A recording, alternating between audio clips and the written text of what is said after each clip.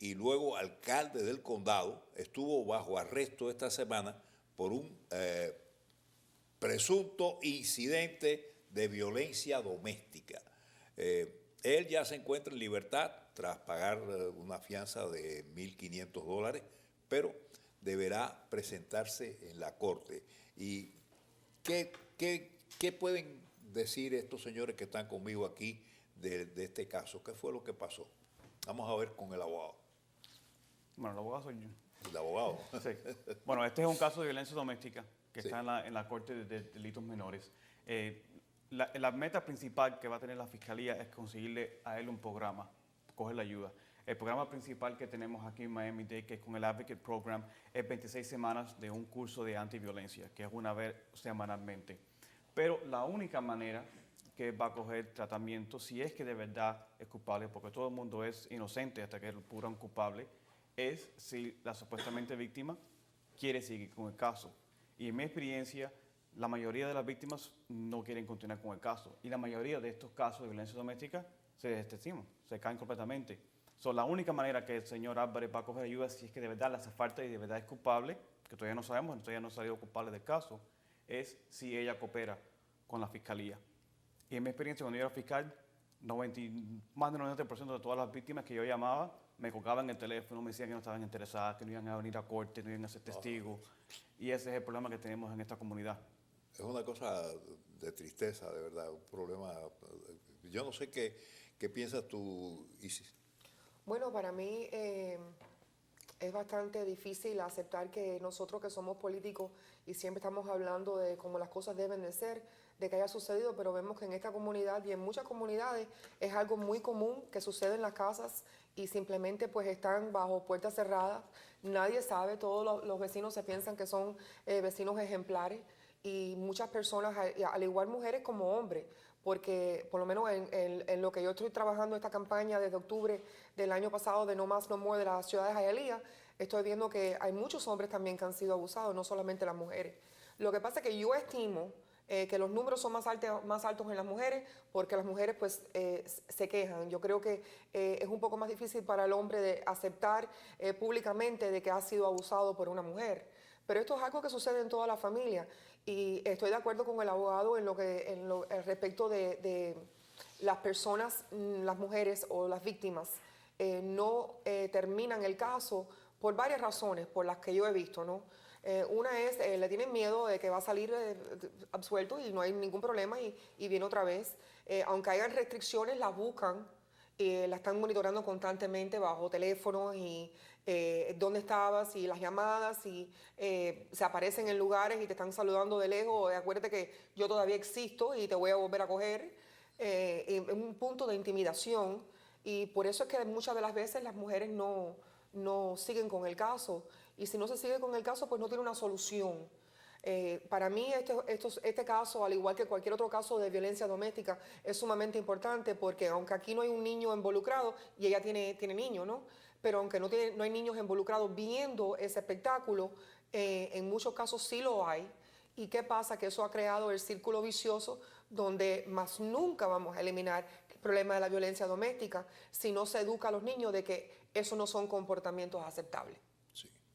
¿Qué tú piensas? Bueno, comparto la idea de ambos. La violencia doméstica es la primera forma de violencia que el ser humano experimenta, porque lo experimenta en la casa, no solamente entre de esposo a esposa, de esposa a esposo, pero sobre todo a veces de padres a hijos. O sea, es la primera forma de violencia con la que nos chocamos desde que nacemos, la violencia doméstica, y nos adaptamos tanto a ella que la consideramos como normal.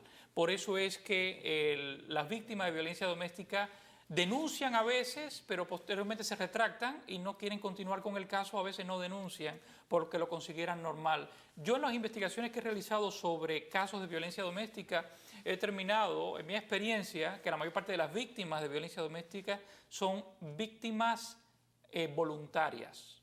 Ellos están viendo el incremento de la violencia, que empieza siendo verbal, que después, posteriormente pasa a ser física leve y después física grave, y aún así continúan. Yo he tenido casos en los cuales la mujer o el hombre han denunciado a su pareja, han llevado a los tribunales y aún así, posteriormente, 2, 3 semanas después, se vuelven a unir y vuelven a vivir juntos para posteriormente comenzar el ciclo de violencia nuevamente. Este tipo de relaciones uno tiene que enseñar a las personas, a los ciudadanos, a los hijos, a identificarlas. Y tan pronto uno identifica una relación violenta, aunque sea de palabra, aunque sea solamente de amenazas, que es palabra, uno tiene que saber identificarla y cortarla, pero la gente tiene miedo a cortar, no quiere cambiar porque piensa de que la otra persona va a cambiar. Piensa que la otra persona va a mejorar con el tiempo y va a ser una mejor persona. En la experiencia, en algunos casos puede ocurrir, pero en muchos casos no. La violencia doméstica, por tanto y demás, va a ser inevitable, va a seguir existiendo hasta que nosotros, el ser humano esté más preparado a identificarla y a salirse de ese tipo de relación. Bueno, déjame poner unos comerciales y vamos a continuar hablando del tema porque en realidad es triste. Es muy importante, pero muy triste también. Continuamos, amigos, precisamente con el tema de ahora, que es triste, y es la violencia doméstica. La violencia doméstica hay que tener mucho cuidado con ella y sin embargo hay muchísima violencia doméstica. Es muy triste que esto pase y que pase con este señor, que Carlos Álvarez era una persona muy importante.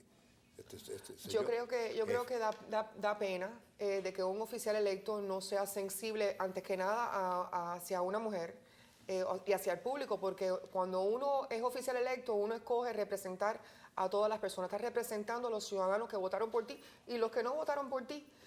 Por lo tanto, es un poco difícil de aceptar de que un exalcalde haya tenido una relación con una persona por tantos años, y algo que estábamos hablando fuera del aire aquí ahora, de que a lo mejor esta señora no haya hecho reportes anteriormente. Ella trabajaba para el departamento de policía también. Si ella tampoco levantó el alta en contra de él en otras ocasiones, o qué sucedió si hubieron reportes y nunca salieron a la luz, porque eso no se sabe tampoco. Eso podría haber sucedido. Con un puesto tan fuerte como alcalde del condado, a lo mejor habían documentos que se respaldaban de que habían habido abusos anteriormente y nunca salieron al aire. Veremos a ver con el caso más adelante y Dios quiera que haya una investigación apropiada. Pero uno como oficial electo tiene un deber al público. ¿Y qué pasa? Que cuando uno ve un caso como este, y yo los veo tan a menudo porque es constantemente, y casos más difíciles que este aún más, pero debe de ser sensible que la que era su pareja también está con cáncer de nuevo, y en peligro su propia vida y tiene una niña pequeña.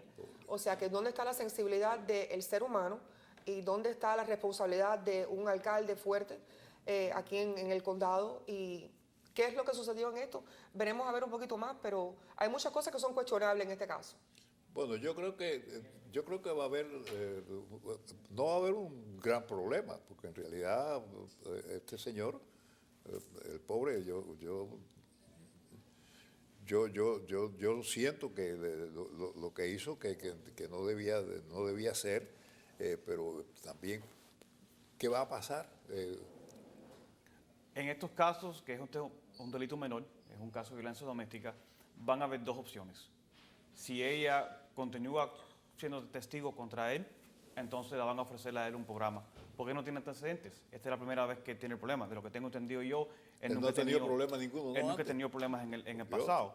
Pero perdón, estaban diciendo, la prensa estaba diciendo que desde el 2013 habían habido agresiones físicas también contra ella. Sí. Por eso estoy yo tratando de averiguar, ¿había algún otro reporte anteriormente? ¿Qué le pasaron a los reportes policíacos? Y lo pueden ver el reporte. Pero lo que la fiscalía va a estar viendo es que los antecedentes son que él salió culpable de un crimen en el pasado. Si él no salió culpable de ningún crimen, él puede tener 20 acusaciones o 1000 acusaciones, no importa. La fiscalía entonces va a tratar de ponerlo a él en un programa. Tú no puedes castigarlo a él y decir, ok, tú tenías 1000 acusaciones en el pasado o 1000 reportes de policía, para decir un ejemplo, y ahora te vamos a poner en la cárcel. Eso no, es un proceso. Y a él, porque él es el exalcalde, no lo van a mirar a él de ninguna manera diferente que todo el mundo. Para todo el mundo es igual. Claro. Del Papa hasta exalcalde, hasta la persona que acaba de llegar de Cuba ayer. Si tú cometes un caso de violencia doméstica en Miami-Dade y no tienes antecedentes, el primer paso es conseguirte un programa, que es el Pretrial Diversion, que es un advocate program, se demora 6 meses y es un curso muy bueno y bien fuerte, que es 26 semanas. Okay, y durante estas 26 semanas tienes que ir semanalmente a la clase, muchas veces son los miércoles, vas a estar ahí con otras personas que también están acusadas de casos de violencia doméstica. Okay, entonces durante esas 26 semanas también vas a tener corte, que el juez va a poder revisar cómo está el progreso del programa. Esa siempre es la primera etapa. Después de eso tenemos probatoria, si es que la persona viola el programa o tiene antecedentes, y después de eso es la cárcel. Y así es como tratamos los casos de delitos menores en Miami-Dade. Pero la única manera que va a conseguir eso es si ella continúa con el caso. Porque si ella no continúa con el caso y no hay un testigo independiente o un video independiente, en otras palabras, hay que ver evidencia independiente de la víctima. Si no lo hay, el caso se cae, como la mayoría de los casos. El martes yo tuve un caso entre 2 hermanas y el caso se cayó porque una hermana no quiso continuar con el caso. Claro. Y es así como es. Casi siempre es así, casi siempre el caso se cae, ¿verdad? Pues la víctima no sigue con los pasos necesarios. Exacto. Y hay veces porque son situaciones económicas. Hay veces que la mayor parte de las veces cuando hay una víctima, la víctima es víctima porque no tiene dónde acudir, en el sentido de que no tiene trabajo. La mayor parte de las veces la pareja se asegura de que no tenga trabajo, que esté en la casa, que no salga, que no tenga vehículo. Entonces esas restricciones llegan a un punto de que tú no tienes ninguna salida.